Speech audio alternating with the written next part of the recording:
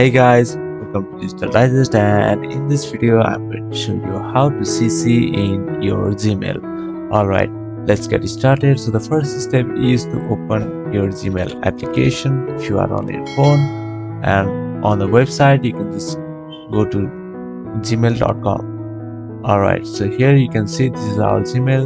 So I'm just going to compose a message over here. So on the left hand side you can see the compose button. Click over here and let's give our subject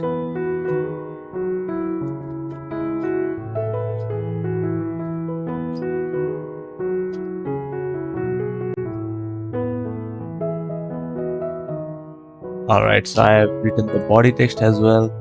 So over here on the recipients, let's enter email,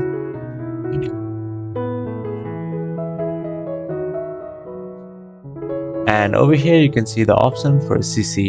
So what you have to do is click on this CC button, and here you can enter another email that you want to CC to.